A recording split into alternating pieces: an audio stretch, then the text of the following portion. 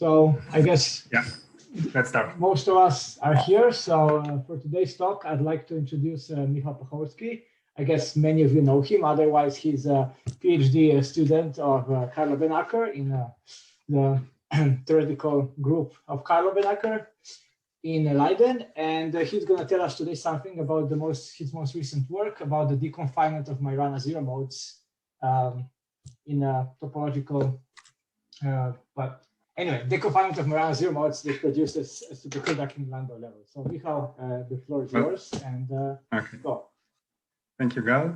Well, it's not my recent work, it's our recent work, because Gal is also one of the co-authors, as well as Omri, Inanch, and of course, Carlo.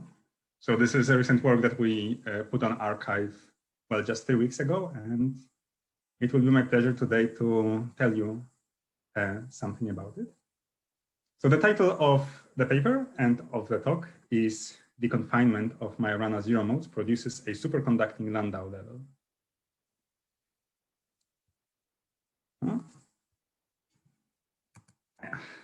So as you might expect, I will be talking today about Majorana zero modes.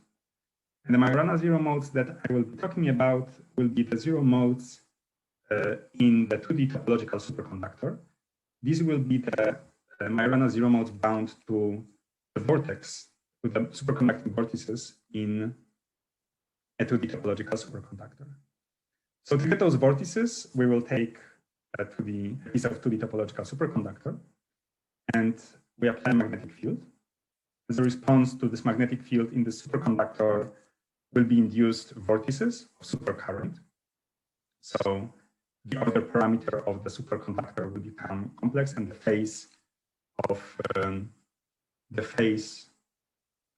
the superconducting order parameter will wind by 2 pi around each such vortex line in the direction opposite to the applied magnetic field. And in such a setup, if the superconductor is a topological superconductor, then each such vortex will bind a Majorana zero mode, which will be exactly at zero energy as long as the vortices are separated far from each other compared to the localization length of the Majorana zero mode.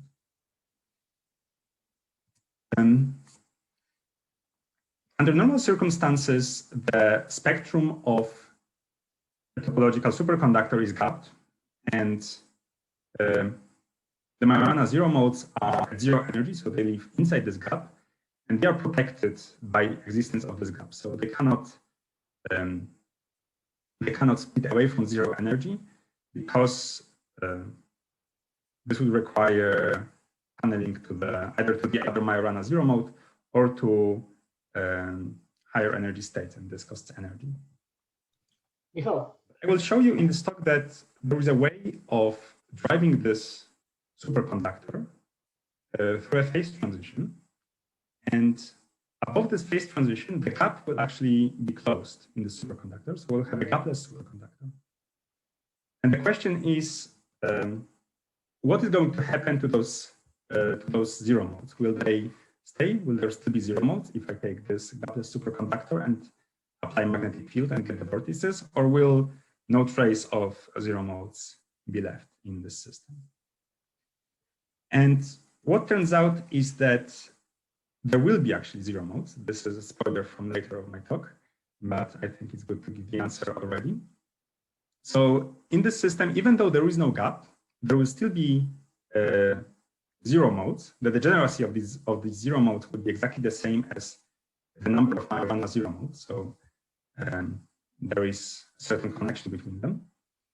And it's kind of curious that those zero modes exist there, because in principle, there is no gap anymore to protect them. But the gap that protects them is actually the gap which comes from the cyclotron frequency of the applied magnetic field. So there will be a new gap induced this time by magnetic field, not the intrinsic superconducting gap of the superconductor, but there is a different extra gap induced by the magnetic field, and this is the gap that will protect our Landau levels. Yes, this is the zero energy mode, which we will call it a superconducting Landau level.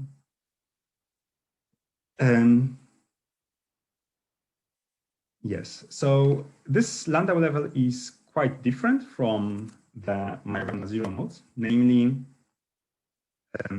if we are below the transition, if we are in the gapped phase, then all the zero modes are exponentially localized at the vortex course.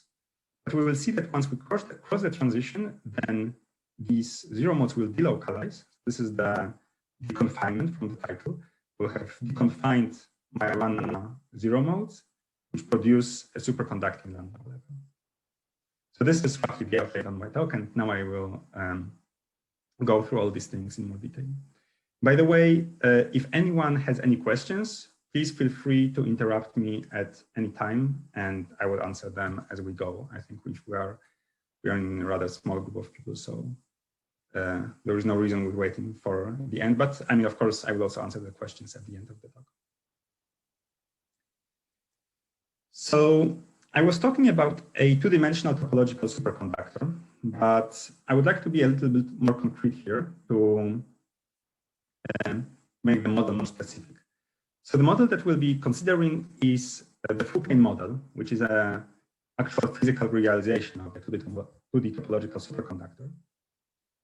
And this realization requires taking a piece of topological superconductor, a topological insulator, I'm sorry, that's this gray piece of material here.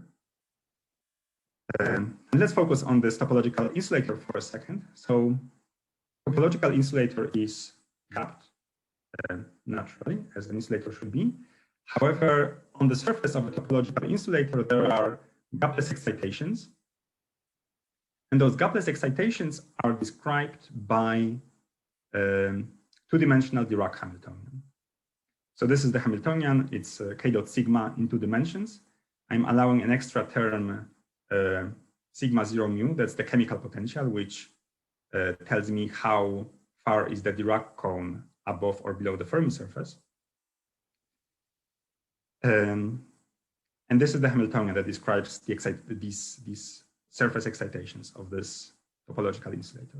Now, normally, if you have a Dirac Hamiltonian, you might also have a mass term, something that would look like m sigma z. In the case of topological insulator, this mass term is forbidden, and that's because topological insulator is time reversal symmetric, and this term, this mass term, would break time reversal symmetry. So time reversal symmetry is what protects the gap of this Dirac cone from opening. So there is another way to open a gap of this Dirac cone, and this way is to proximitize this topological insulator with a superconductor. And if we proximitize it with a superconductor, then what happens is that these excitations, there is an induced superconductivity at the surface of the topological insulator. And in such case, the excitations are described by a Bogoliubov-de Gennes Hamiltonian, which now is a 2x2 block matrix. So each block of this matrix, so the top block of this matrix corresponds to electron excitations. The bottom block corresponds to hole excitations. And there is an extra term here, delta 0, which is the strength of the superconducting coupling. And this superconducting coupling couples between electrons and holes.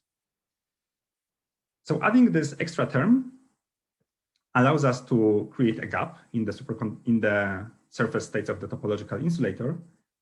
This gap is presented here. It has the size of 2 delta 0. It does not break the time reversal symmetry, but still allows to gap out this system.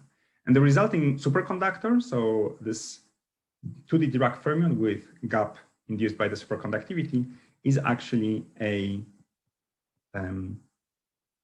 two-dimensional topological superconductor. Now, I will talk more later about how bound states arise in this topological superconductor. But first, I would like to talk about this transition, which I mentioned in the introduction, the transition to the gapless phase. So in order to drive this transition, or the mechanism that we use to drive this transition is applying a current through the superconductor parallel to the interface. So here it's marked by these blue lines. We apply a current parallel to the surface of the superconductor.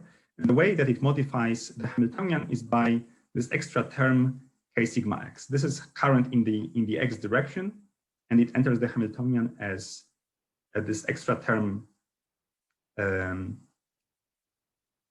the diagonal elements, which is equal to k sigma x.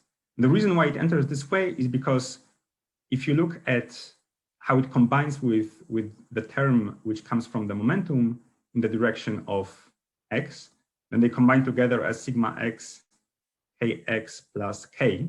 So k is the strength of the superconducting current, or the Cooper per momentum, if you will. And you see that it couples to the Hamiltonian the same way a vector potential would couple to the Hamiltonian. This is somehow how it works in the superconductors, that a current through the superconductor acts as an effective vector potential. So this is how it enters the Hamiltonian. And what happens if you apply this current? Now I'm drawing a 2D projection of this dispersion relation from the previous slide.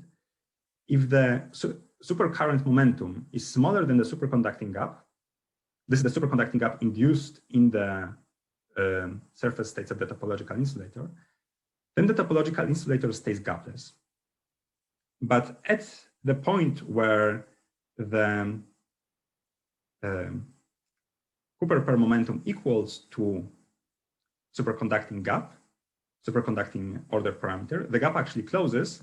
And then when this momentum exceeds the value, this critical value, the gap stays closed. And we end up with these two Dirac cones.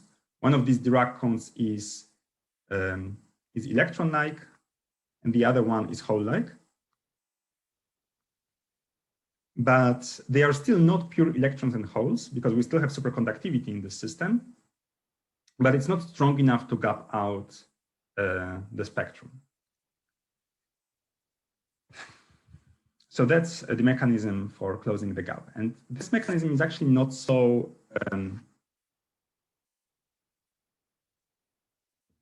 unreasonable. It's not unreasonable to the extent that it was actually observed in an experiment. And this is quite a recent experiment. I think it was from last year. And Liang Fu, which is one of the original authors of the original idea of constructing this topological superconductor, is also one of the co-authors. And the experiment is as follows. They consider exactly this kind of heterostructure. They apply current parallel to the surface of the topological superconductor, the topological insulator. They apply this current by applying magnetic field in the direction parallel to the surface. So they apply magnetic field parallel to the surface in this direction, as it is shown here in this picture. And this parallel magnetic field induces current also parallel to the surface, but perpendicular to the original magnetic field. So they apply this current by applying magnetic field. But this is not so important as to how they do this. What matters is that they are able to apply this current. And they are able to drive their system into the gapless phase. Now the picture that I drew on the previous slide, this one with two of these Dirac cones, two of these new cones at the Fermi level, this is only true if I set my chemical potential to 0.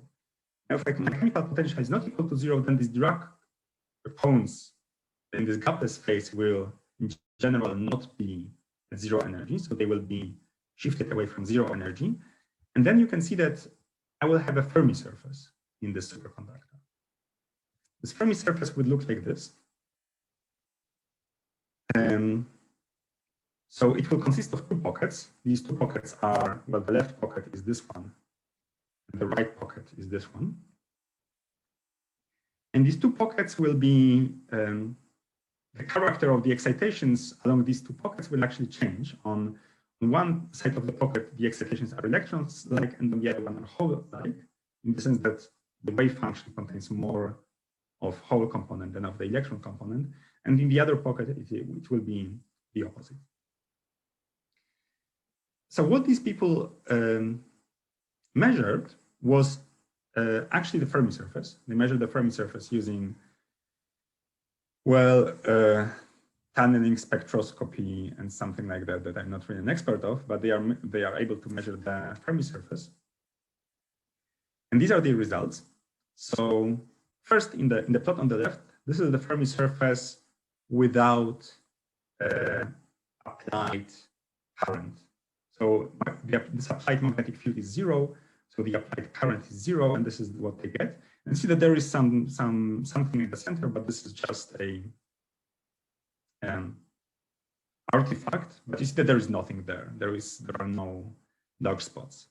And then when they apply magnetic field parallel to the surface of some strand that they write down, then they start observing these lines here. And these lines are exactly the parts, the electron and hole, the hole parts of the Fermi surface. Now, because they are tunneling electrons in this experiment, they can only observe the whole component of the wave function. So they cannot tunnel to the electron component of the wave function because it's already occupied by the electron. So they are tunneling electron, the electron only can tunnel into a hole. So they are observing here in this experiment, what they are seeing are these blue parts of the plot on the left. Now, of course, it's not as simple as my sketch here, because the dispersion relation is a little bit more complicated. In particular, for this material that they're using, the Fermi surface is a hexagon. So you can see the traces of this hexagon, and you see that, well, parts, like before applying magnetic field, there was no trace of hexagon, and then you apply magnetic field, and you see parts of the traces of the hexagon. They are disconnected. They are disconnected because the parts which connects them has a different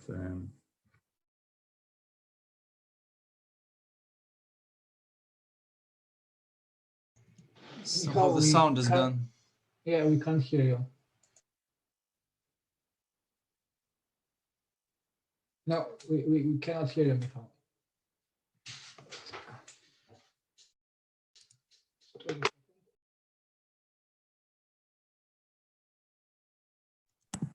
I got disconnected. Gal, can you re-give me host? Alvaro is the host now, so Alvaro has to do it. But where are you host?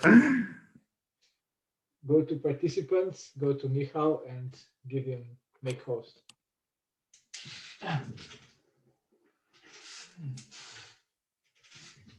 Done. Yeah, Michał, your host now. Okay. I apologize for this.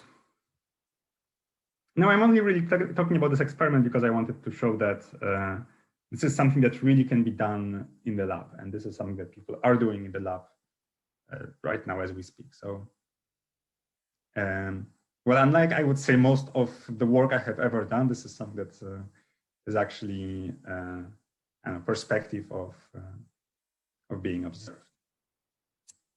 So now let's go back to our model.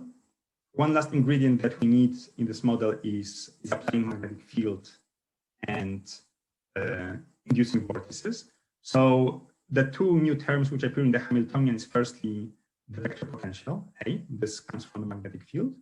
And the second thing is that the superconducting order parameter becomes complex, and the complex phase of the order parameter, it will be such that when you go around one vortex line, phi becomes phi plus 2 pi. So this is the effect of vortices in the superconductor.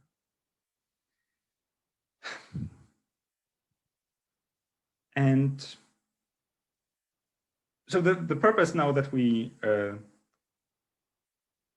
what we want to now achieve is to find the zero modes of the superconductor with vortices. And this was actually done ages ago by Jakif and Rossi, and this was in completely different context, but the solution is the same because the equations are the same. And the solution is this exponentially localized state, which is localized at the vortex core with decay rate delta zero. So it decays like inverse of the superconducting gap. Yeah, and it's localized at the vortex core, and it has exactly zero energy. So Hamiltonian applied to this wave function is zero. This is true if there is no applied supercurrent. So this solution is correct for supercurrent momentum equal to zero. Now we want to consider a case when supercurrent momentum is different from zero. And actually it turns out that this problem is also possible to solve analytically quite easily for a single vortex at least.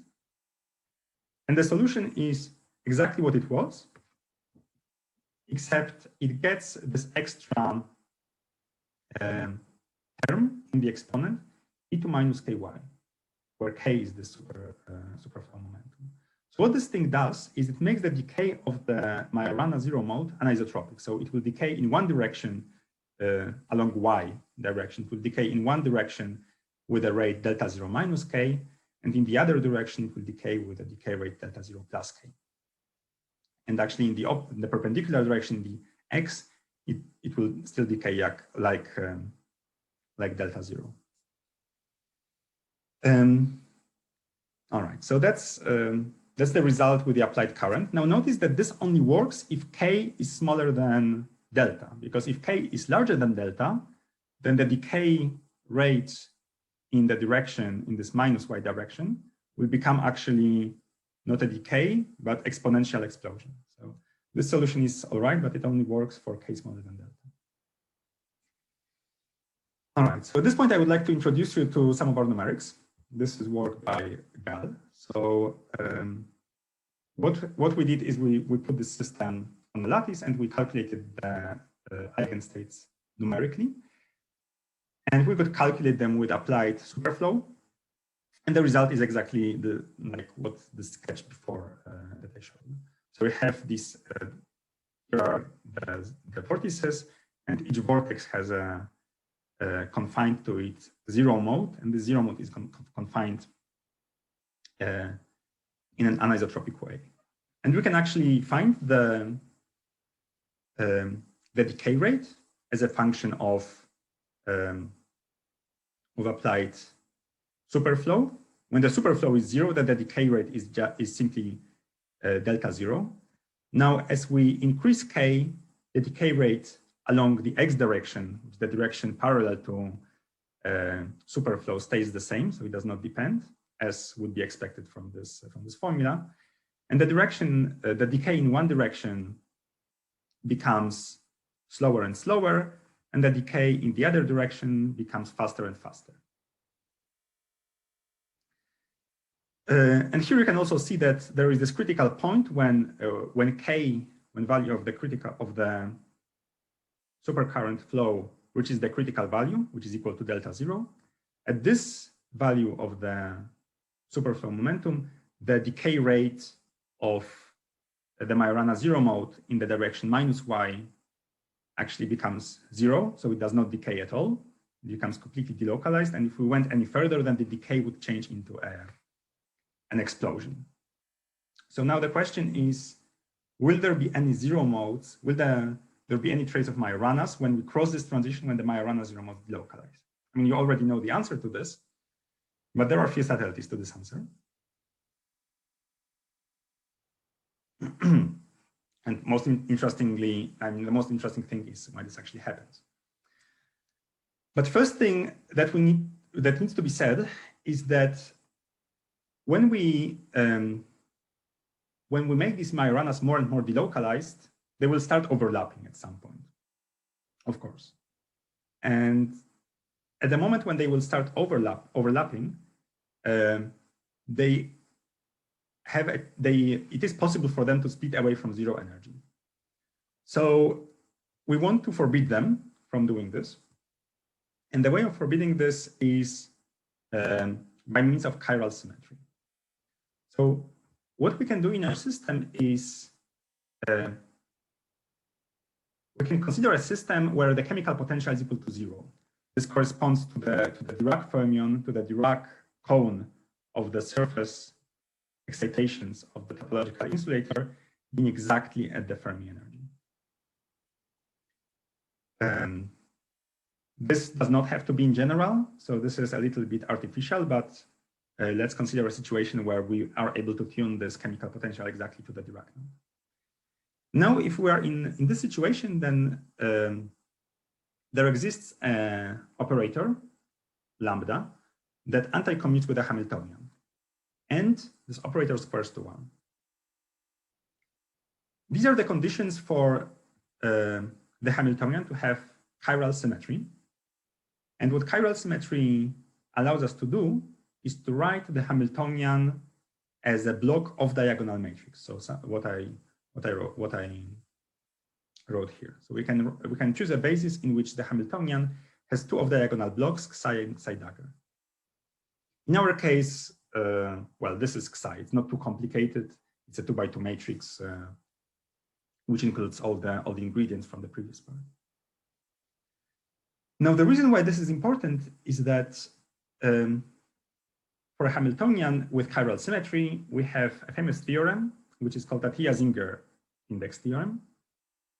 And it's the theorem says that well, this is the theorem. So dim-Kerr psi is the number of 0 modes of psi minus the number of 0 modes of psi dagger is equal to some number, n. This number is called the topological index. And this topological index is protected against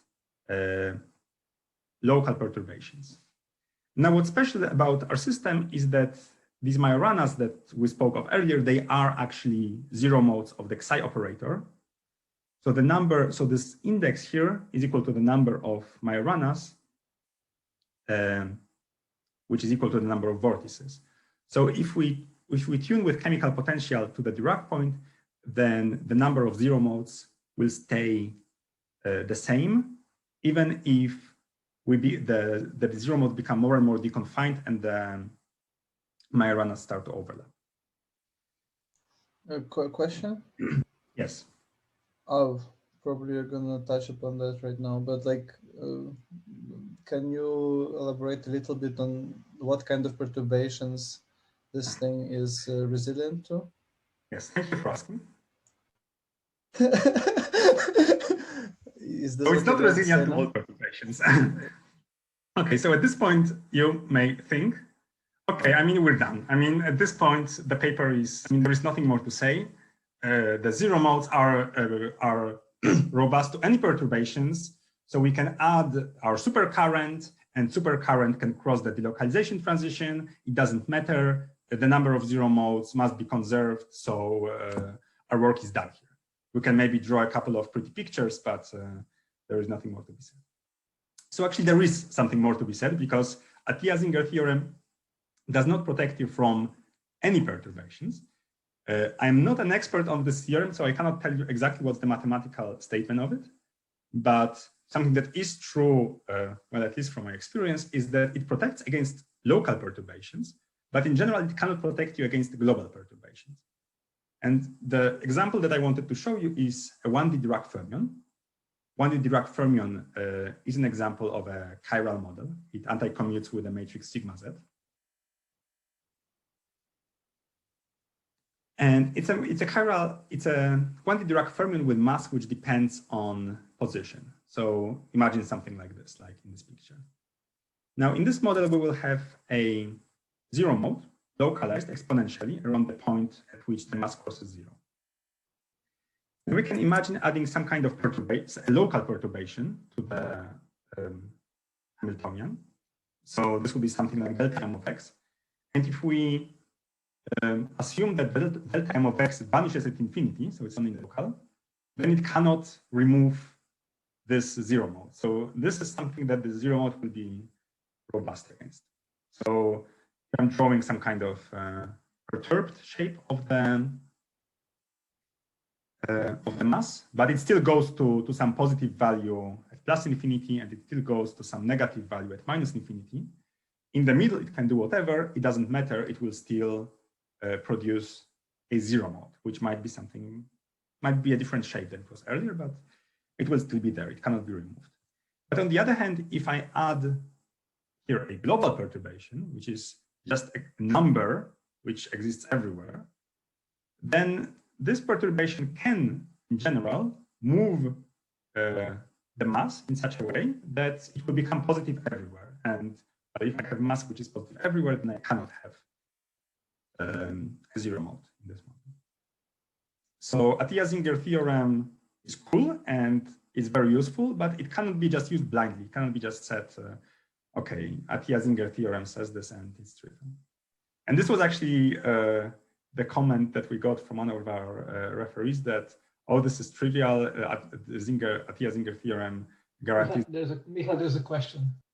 Yes, question. Yes, I just wanted to well, I'm no expert on the Atiyah Zinger theorem, but I just wanted to state for the record what it actually says. So in the previous slide, you said that you have this index defined by the difference of the dimensions of the kernels, and it's equal to an integer, but that's not the statement of the Atiyah Zinger index theorem. It says that the quantity on the left is equal to something, well, it's equal to n, and this n can be computed in a different way. You don't compute the eigenspaces or the zero eigenspaces of some differential operator, in this case, the Dirac operator that you have, but you can determine it in terms of some topological data. In this case, it boils down to the shape of this M of X profile. So you have this mass profile, and the Atiyah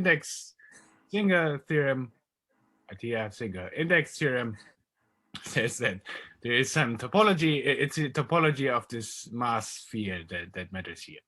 So yeah. That's kind of the main part of the theorem. Okay. Yeah, but I understand that there is still something about it, like that it cannot change if, for example, you change your Hamiltonian in some way. Yes, fair enough. Well, in this so it depends on the topology. Yeah, so the question is, what is topology, I guess, of this? Well, in the previous case, it would be this supercurrent. How does supercurrent change the topology of the?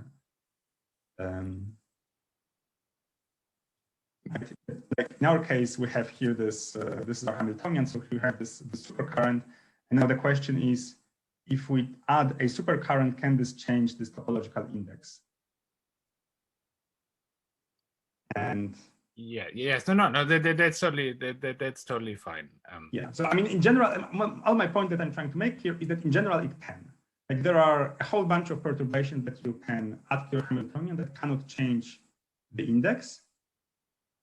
But there are, I mean, it's not like you cannot change the index. I mean, it must be possible to change the index because it must be possible to get a system which doesn't have zero modes. I mean, otherwise everything would have zero modes. And K happens to be a global perturbation by your definition, right? Yeah, I mean, what I'm saying is that K is more like this global mass here, rather than some small perturbation that doesn't matter. Yeah, that's totally fine. I just wanted to mention the statement that the Atiyah Zinger index stream actually makes. Yeah, I mean, I'm only using it as like to back up the things that I'm saying. I'm no expert, but thank you for this clarification. Yeah, so, okay. So there is a question, are there any zero modes above the gap closing transition? And we already know that we cannot infer it directly from that Atiyah-Zinger index theorem. We have to actually calculate the eigenstates of the Hamiltonian above the transition and see if there are any zero modes there.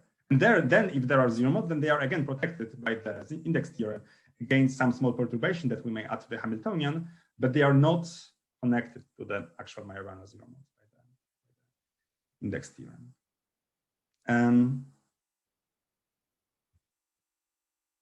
All right.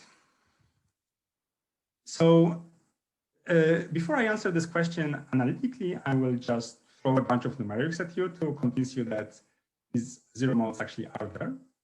So, well, I showed you earlier that we computed the spectrum of this lattice of vortices for k smaller than the critical value. We also computed the spectrum k larger than the critical value. And what we obtain are these delocalized modes. They are actually at zero energy,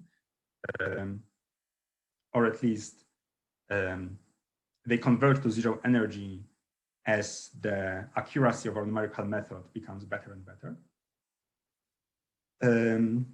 So that's one thing. Second thing is that, well, they have this nice stripy pattern, which is pretty. And I will actually show you later that we think that it can be observed in an experiment. Yeah, that's it. So it does exist, at least numerically. So numerically, we can check, we can calculate the spectrum and can find zero modes.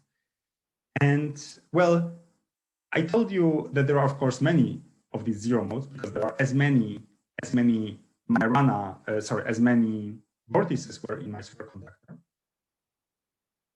I mean, maybe I haven't said this, but I'm saying this now. There are as many of these zero modes as many there are vortices in my superconductor. And the way to kind of systematically label them is through the magnetic momentum. If our system is this periodic vortex lattice, like the one they showed earlier, then it actually has a certain translation symmetry, and this translation symmetry can be used to define a momentum, its magnetic momentum. So we can draw the dispersion relation, the energy as a function of momentum.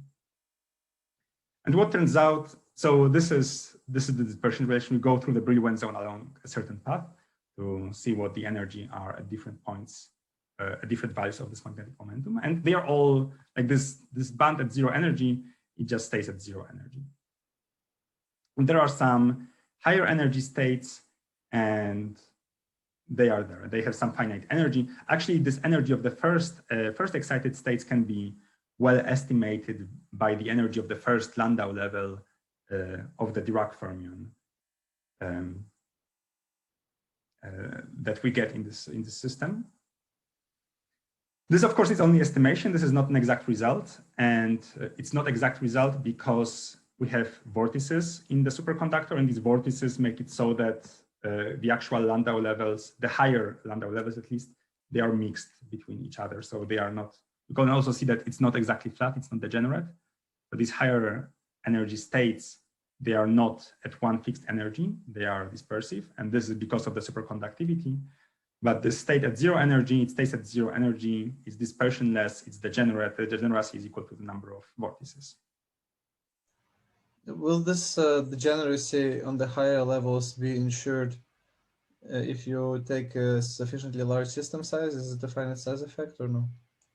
No, the degeneracy of the higher states will become degenerate if we take, for example, delta 0 to 0. The superconductor parameter, right? Because if there is no superconductivity, then they are just Landau levels. And what breaks them, it's not a finite size effect, it's not a numerical inaccuracy. The dispersion of the higher states is a consequence of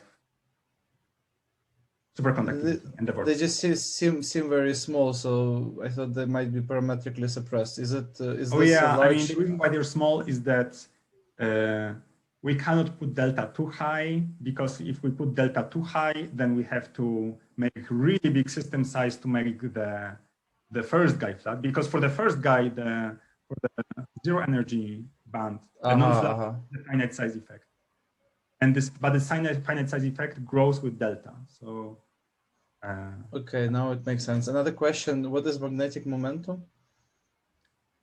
So magnetic momentum is a generator of magnetic translations, and magnetic translation is a translation plus a gauge transformation. So you have so your fluxes are some kind of fractions of a flux quantum. Yeah. So you have. Okay. This, no. I understand now. Okay. Yeah. You have this lattice here. This is one magnetic unit cell, and one magnetic unit cell contains one flux quantum and two vortices. So actually, at each magnetic momentum, there are two zero modes. The band here at zero energy It's actually twofold degenerate, but you cannot see it because there are two vortices per magnetic unit cell. So this doubled the Brillouin, you have half of the Brillouin zone or something. In a sense, but you cannot choose a smaller magnetic unit cell because then you cannot define magnetic translation. Yeah, sure. Okay. Translation is only definable if you have a full flux through each unit cell. All right. Okay. Okay. So how am I doing on time? Okay, I'm going on time. That so the time is gone. But that's fine. I'm just gonna skip the analytics. So now the final question. I mean, what I want to comment on now is what happens if we break chiral symmetry, because this was kind of a unphysical assumption that we can tune this chemical potential exactly to zero energy, exactly to the Dirac point. In general, it will be away from the Dirac point. So the question is, what happens when you add a chemical potential to your system that breaks chiral symmetry? And actually, what happens is that these two, so this green line is what I showed earlier. This green line is what was the green line earlier. So this was without chemical potential, mu equal to 0. And now if I add chemical potential, then these two degenerate states at zero energy, they split in energy. One becomes higher, one becomes lower, but they stay flat.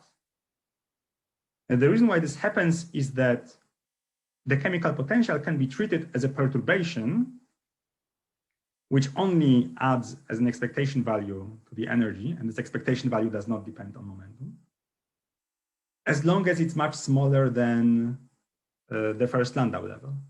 So this theory works actually not only for mu equal exactly 0, but for mu just much smaller than the energy of the first Landau level. So this is this mu gap that kind of protects you against perturbations. Of course, they will not be anymore at zero energy, these states, but they will still stay dispersionless.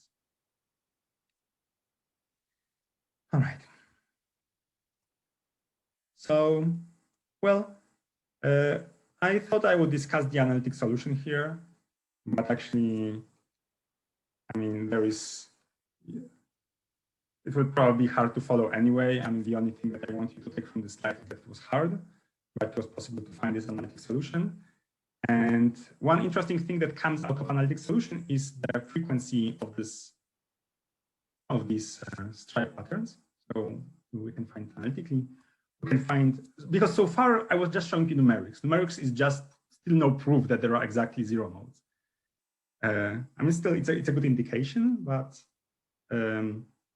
unless we find the zero modes analytically, we still cannot really say anything about whether or not they're protected, or if there is some index that that stays unchanged when you, I don't know.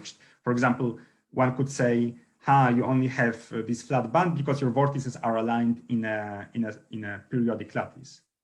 And well, there is nothing that we can counter to this argument because we cannot possibly examine every possible shape of the lattice of the vortices.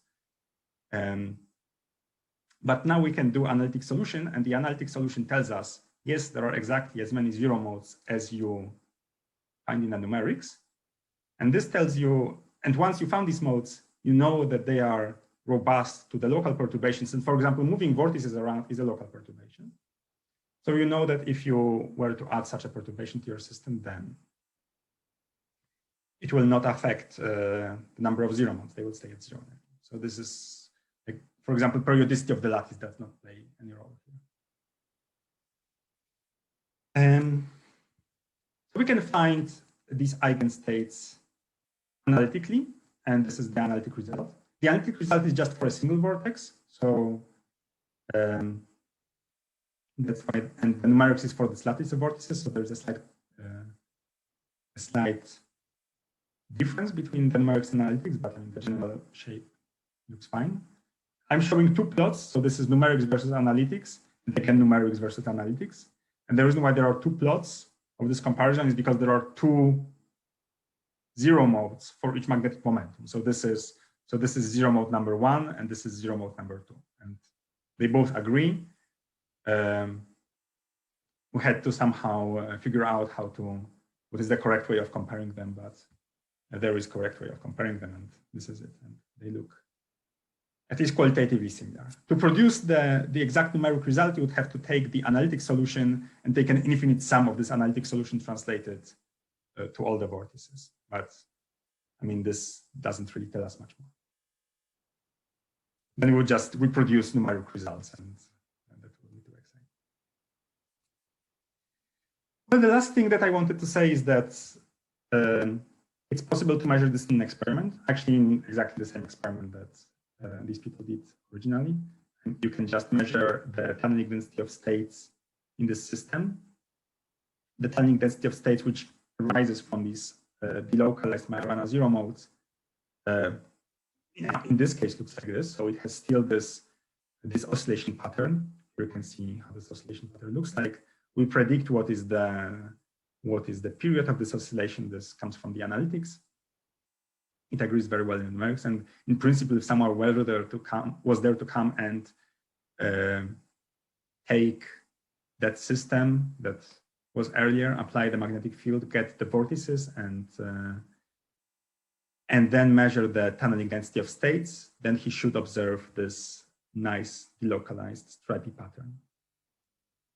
All right, so with this, I would like to conclude my talk. I will just leave the summary here for you to look at. The only two things other that I wanted to mention is the future research directions, which is, well, firstly, there is a question of, well, what happens if we braid the vortices? This is something that we did not answer, but in principle, we have this degenerate manifold of zero energy states.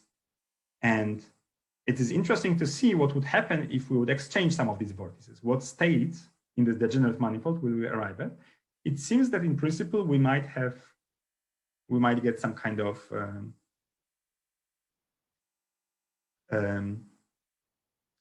braiding possible, or maybe not. The interestingness of this application is that while in a normal topological superconductor, the braiding is protected by the superconducting gap, which in general is quite small.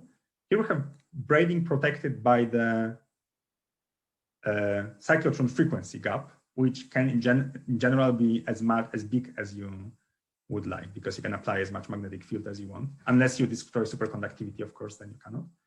But seems like in principle you could get a higher gap than the intrinsic gap of the 2D topological superconductor. Well, the downside is, of course, that you have to tune with a chemical potential to the Dirac point, so that's a little artificial. And the second interesting thing is that you have this degenerate zero mode in a superconductor. So if you were to introduce interactions to the system, then what you would get is actually, and they are all delocalized, so they can all interact with each other. All these zero modes can interact with each other. So if you were to introduce interactions to this model, to this system, then you would actually get something similar to SYK model. I have a question. Yeah. I mean, the first thing that comes to my mind is that if you make these things interact, then they will just gap out. Yeah, I mean, but of course, I mean, SYK model is not a system which has just a zero energy state, right? Right, but then they are not protected anymore and blah, blah, right? So they are not that cool anymore or something. I mean, I would think the following. You start with a non-interacting system and you calculate the spectrum. The spectrum is this degenerate zero energy state. And now you add interactions as a perturbation on top of this. I mean, of course, they are not protected against interactions anymore. But the interactions, the action of the interactions on these degenerate eigenstates, I mean, in other words, the projection of the interaction onto this degenerate eigenstates subspace will be something like an SYK model. Plus, I would imagine that what you want to achieve is that kinetic energy doesn't obscure the effect of interaction. So if you have a complete flat band, there's no kinetic energy. So all the broadening of this band is exclusively due to interactions, and that's the whole magic of a flat band, right? A flat band is something where you've quenched all the kinetic energy, and so the interactions have a maximal effect. Yeah. I mean, this is also a proposal of how to make not Majorana SYK, but the fermion SYK. So what Marcel Franz and friends proposed for making fermion SYK was to take the zero mode of graphene and add interactions on top of that. And this is very similar, except this is now the same thing with superconductivity. So your interactions do not have to conserve the fermion number. They only have to conserve the fermion parity. So that makes it in general more general. So like you would get, like in this model, if you would get interactions, you would expect something like the Majorana SYK, unlike the. Actually, Marcel has one also Majorana that looks rather like this one. I think the trick here is to like somehow reduce the two-body interactions. Basically, I mean like two fermion operator interactions to four fermion operator interactions, right? So the Coulomb should be dominate in a sense. So then that's the only trick. If that happens, then we would have SYK. So if you have something like that has two fermions operators, which is actually good in a superconductor because you don't usually have like chemical potential, that sort of thing, which you might be able to control. And I think they show that if the two fermion, I mean fermion, single fermion operator is not dominant, then you do get directly SYK actually. Okay, I don't think I have seen that paper. I mean, I've seen the paper where they produce SYK by taking a bunch of Majorana wires. Each of them has a zero mode, and they connect it to. They have actually something with the enormous vortex. I think one on top actually. I mean that I remember. Oh yeah, I remember now. Yeah, right? That kind of looks like it looks very suspicious. I mean, it does have this a lot of the features of this one, not exactly, but yeah. So I think the difference that they have is that they have still Majorana vortex modes, which are still localized. Yes, they're localized, so that's why they cannot suppress. That they have to like make lots of tricks to suppress the single body interactions. Yeah, because of this overlap business. And probably chirality will suppress it, but still I would imagine that there will be a sense of locality in these interactions. And right, the locality allows you to have long range, everything interacts with everything, which is a good thing, right? That's good for SYK in a sense. But they cannot have everything interacting with everything because they have. Yeah, that's right. So that's why they just put everything together and hope for the best. And then I think they argue that if somehow like if the Coulomb like interaction somehow dominates, it really doesn't matter. That sort of, I think that was the crux of their paper, I think, if I remember correct. Okay. But yeah, this is a much better system for that because you have long range interactions already. Yeah, I mean they are intrinsically delocalized, so you don't have to put them. You don't have to put the vortices on top of each other.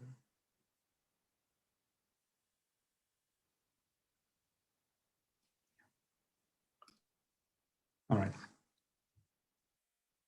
right. By the way, thank you for listening. This is the end of my talk, and I still welcome any more questions that you might have.